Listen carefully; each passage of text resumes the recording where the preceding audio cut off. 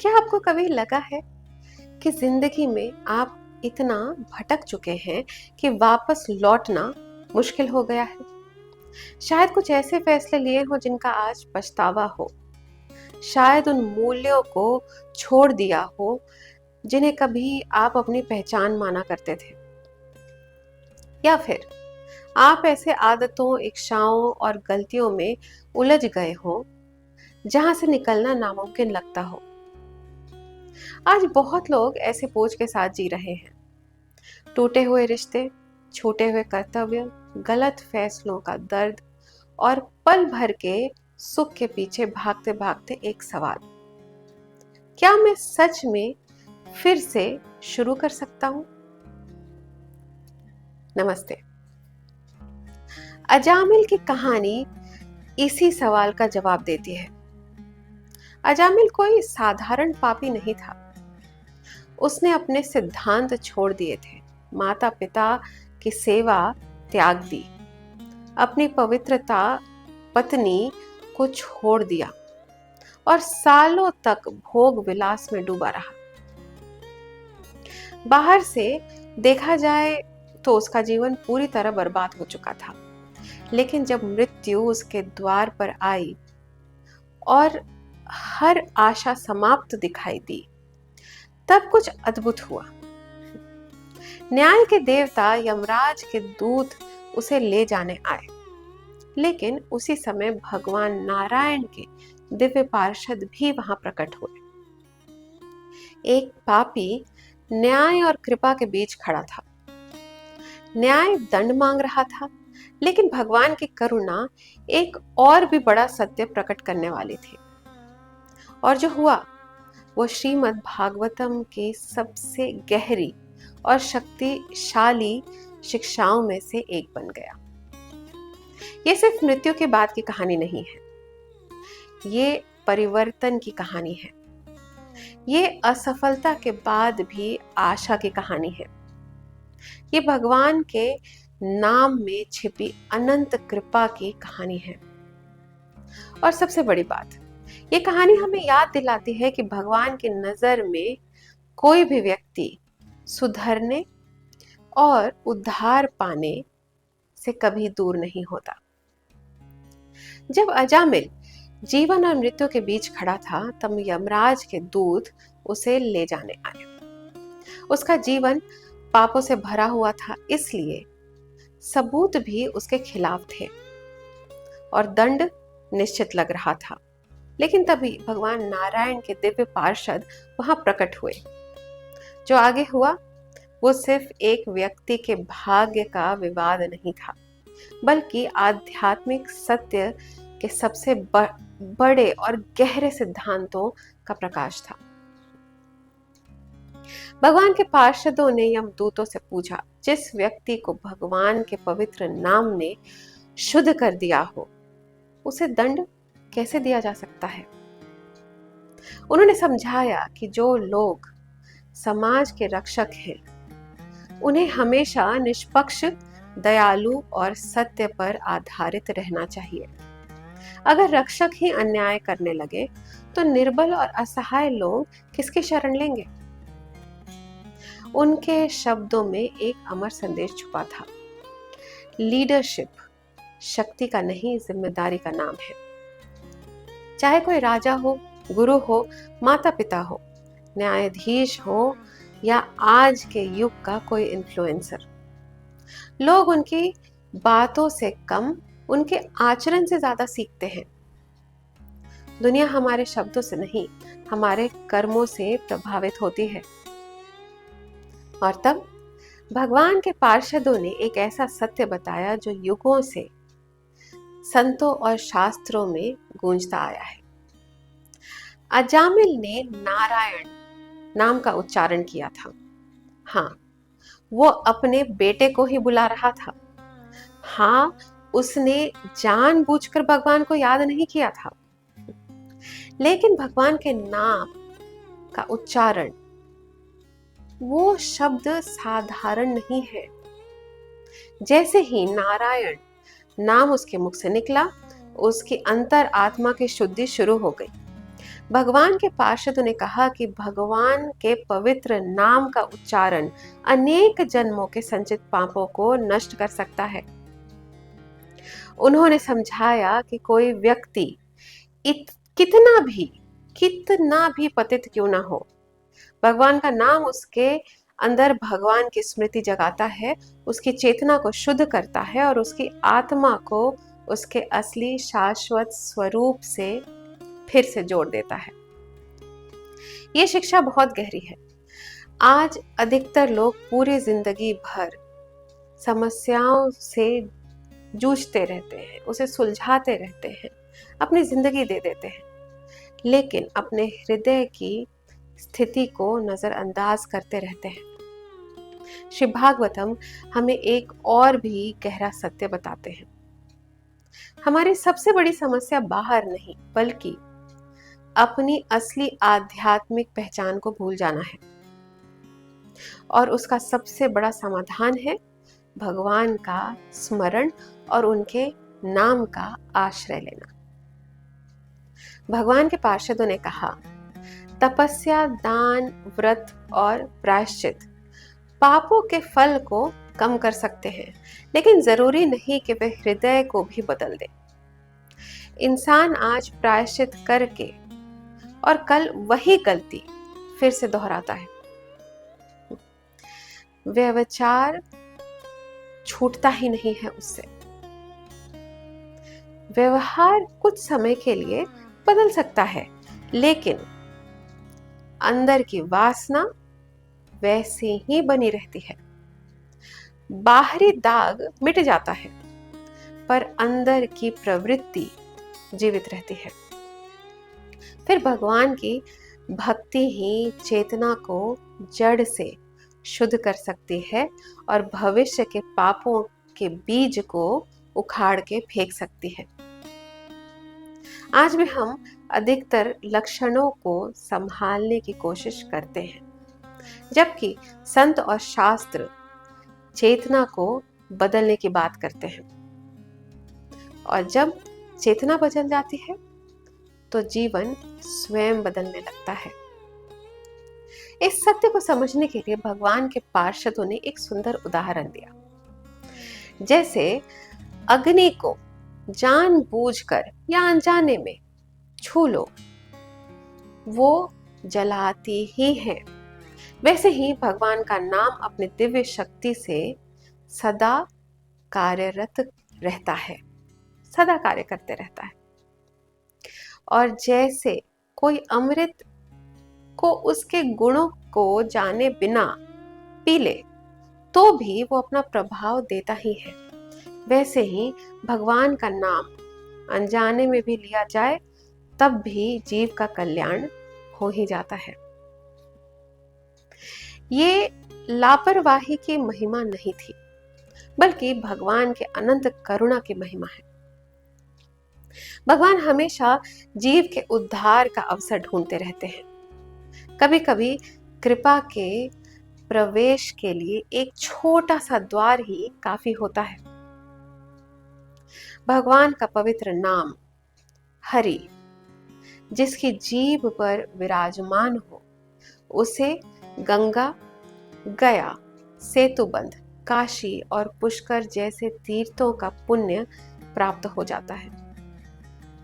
इन दो अक्षरों हरि का उच्चारण करने वाले मानो चारों वेदों का सार समझ लेते हैं, अश्वमेध यज्ञ जैसे महान यज्ञों का फल प्राप्त कर लेते हैं।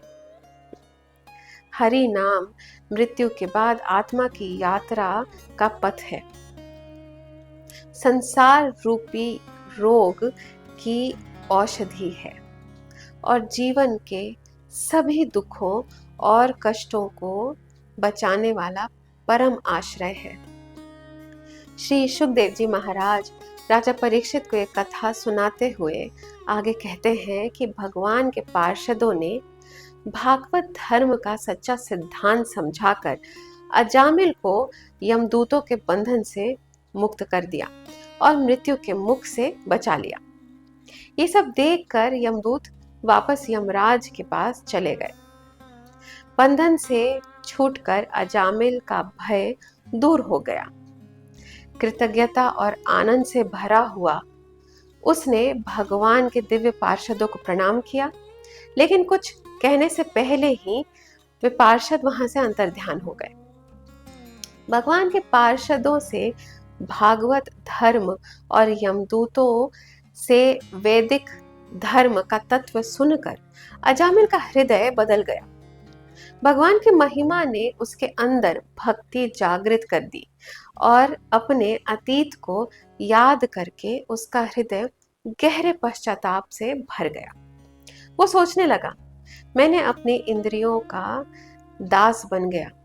दुष्ट संगति ने मेरा ब्राह्मण जीवन नष्ट कर दिया। मैंने अपने कुल को कलंकित किया, अपनी पवित्रता पत्नी को छोड़ दिया और अपने वृद्ध माता पिता की सेवा भी नहीं की। उसे लगने लगा कि धर्म से गिरकर और कामनाओं का दास बनकर उसने ऐसे पाप किए जिनके लिए घोर नरक ही दंड है। लेकिन यही उसके जीवन का सबसे बड़ा महत्वपूर्ण मोड़ था। आध्यात्मिक जागरण तब शुरू नहीं होता जब हम खुद को दोष देते हैं, बल्कि तब शुरू होता है जब हम खुद को ईमानदारी से देखते हैं, अपनी गलतियों को समझते हैं, एक्सेप्ट करते हैं।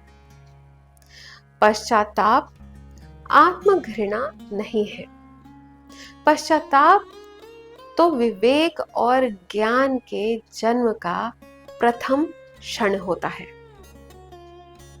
अजामिल सोचने लगा, क्या जो मैंने अभी देखा वो सपना था या सच? कुछ ही क्षण पहले यमराज के भयानक दूत उसे बांधकर नर की ओर ले जा रहे थे, लेकिन अचानक 4 दिव्य और तेजोमय पुरुष प्रकट हुए और उसे बचा लिया।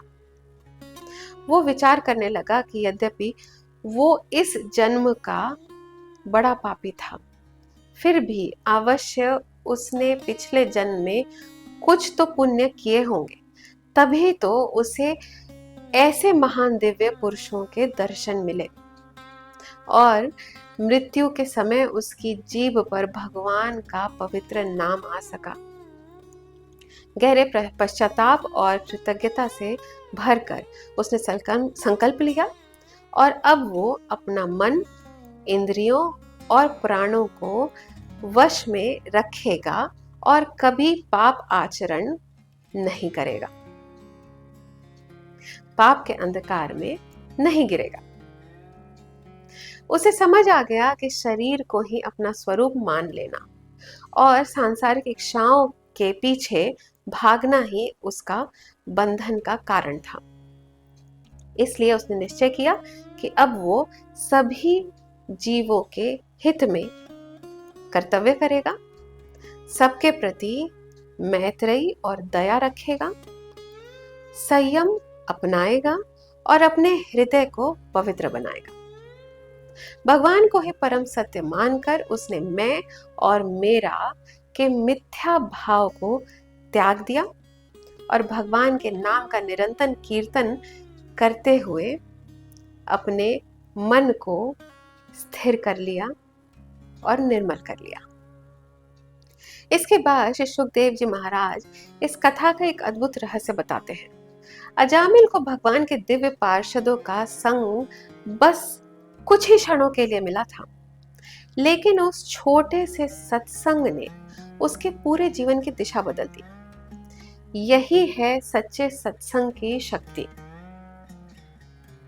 एक बातचीत दृष्टिकोण बदल सकती है, एक गुरु जीवन की दिशा बदल सकता है और सत्य का एक क्षण पूरे जीवन को नए मार्ग पर ले जा सकता है। इसीलिए सभी आध्यात्मिक परंपराओं में सत्संग को इतना महत्व दिया गया है, क्योंकि भगवान को याद करने वालों का संग कभी कभी वो परिवर्तन कर देता है जो सालों के संघर्ष से संभव नहीं हो पाता। संसार के सभी मोह माया को छोड़कर अजामिल हरिद्वार चला गया। वहां उसने ध्यान और योग का मार्ग अपनाया। धीरे धीरे उसने अपनी इंद्रियों को वश में किया, विषयों से हटा दिया, मन को स्थिर किया और अपनी शुद्ध चेतना को परम ब्रह्म में लगा दिया, जो प्रकृति के तीनों गुणों से परे है। जब उसका मन पूरी तरह भगवान में स्थिर हो गया, तब उसने फिर से वही 4 दिव्य पार्षद दिखे जिन्होंने मृत्यु के समय उसकी रक्षा की थी। विनम्रता से उन्हें प्रणाम करने के बाद अजामिल ने गंगा के पवित्र तट पर शांतिपूर्वक अपना शरीर त्याग दिया और तुरंत भगवान के नित्य पार्षदों के समान दिव्य स्वरूप प्राप्त कर लिया। जो व्यक्ति कभी नर्क के किनारे खड़ा था, वही अब मुक्ति के द्वार पर खड़ा था। भगवान के दिव्य पार्षदों के साथ अजामिल स्वर्णिम दिव्य विमान पर बैठकर वैकुंठ भगवान नारायण के नित्य धाम की ओर प्रस्थान कर गया। यद्यपि अपने पापों के कारण वो धर्म से गिर चुका था और नरक का अधिकारी बन गया था, लेकिन भगवान के पवित्र नाम का केवल एक बार उच्चारण उसे इस भयंकर भाग्य से मुक्त कर गया। इसीलिए जो लोग सांसारिक बंधनों से मुक्ति चाहते हैं, उनके लिए भगवान के नाम का आश्रय लेने से बड़ा और कोई साधन नहीं है। भगवान का नाम हृदय को शुद्ध करता है और जीव के कर्मों के चक्र से उसे मुक्त करता है। अन्य प्रायश्चित पापों के फलों को कम कर सकते हैं, लेकिन वे रजो और तमो गुण से उत्पन्न वासनाओं को जड़ से समाप्त नहीं कर सकते। इसलिए ही राजा परीक्षित को श्री सुखदेव जी महाराज ने ये पवित्र इतिहास भगवान के नाम के सर्वोत्तम महिमा को प्राप्त करता है ऐसा बताया है। जब अजामिल जैसे पापी ने भी अनजाने में अपने पुत्र को बुलाते हुए भगवान का नाम लेकर वैकुंठ प्राप्त कर लिया, तो जो लोग श्रद्धा भक्ति और पूरे जागरूकता के साथ भगवान का नाम जपते हैं, उनकी गति के बारे में कोई संदेह कैसे कर सकता है। पापी संत बन गया, पतित मुक्त हो गया, दंड का अधिकारी कृपा का पात्र बन गया। यही है भगवान की अनंत कृपा का अद्भुत रहस्य। अजामिल की कथा हमें ये नहीं सिखाती है कि हम लापरवाह जीवन जिए और अंतिम समय उद्धार की आशा रखें, बल्कि ये हमें भगवान के साथ सच्चे संबंध की अपार शक्ति सिखाती है। ये कथा बताती है कि भगवान की कृपा से बड़ी कोई गलती नहीं, आध्यात्मिक प्रकाश से गहरा कोई अंधकार नहीं और भगवान की ओर मुड़ने के बाद कोई पतन मुमकिन नहीं होता। जो लोग चिंता, आसक्ति, अपराध बोध और दुख के अनंत चक्र से मुक्ति चाहते हैं, उनके लिए भगवान एक सरल पर गहरा मार्ग देते हैं। भगवान को याद करो, उनके नाम का कीर्तन करो, अपने हृदय को शुद्ध करो, अपनी चेतना को बदलो और फिर भगवान की कृपा को वो करने दो जो केवल मनुष्य का प्रयास नहीं कर सकता। आज के युग में लोग यमदूतों की रस्सियों से नहीं, बल्कि एंजाइटी, एडिक्शंस, रिग्रेट्स, एक्सपेक्टेशंस और डिस्ट्रैक्शंस के बंधनों से जूझ रहे हैं। अजामिल की तरह हम भी बाहर सुख और संतुष्टि ढूंढते रहते हैं, जबकि असली परिवर्तन हमारे अंदर शुरू होता है। अजामिल की कथा का सबसे बड़ा चमत्कार ये नहीं कि भगवान ने एक पापी को बचा लिया। सबसे बड़ा चमत्कार ये है कि भगवान ने उसका इंतजार करना कभी नहीं छोड़ा। कभी कभी सच्चाई और समर्पण का एक क्षण पूरी जिंदगी की दिशा बदल देता है।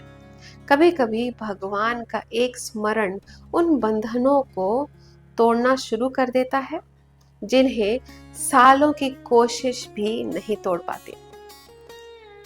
जब दुनिया कहती है तुम्हारी कहानी खत्म हो गई, तब भगवान की कृपा धीरे से कहती है तुम्हारी असली यात्रा अब शुरू हुई है।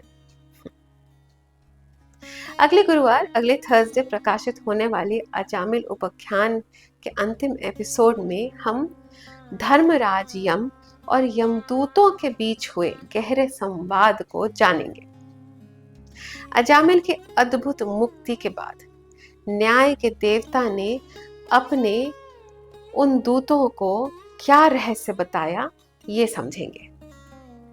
जुड़िए इस अंतिम अध्याय में, जहां न्याय, भक्ति और भगवान के दिव्य नाम के स्रोत शक्ति पर भागवतम की अमर शिक्षाएं प्राप्त होंगी। नमस्ते। मिलते हैं अगले गुरुवार, अगले थर्सडे, एक और कथा, एक और दर्शन, एक और जीवन की रोशनी के साथ।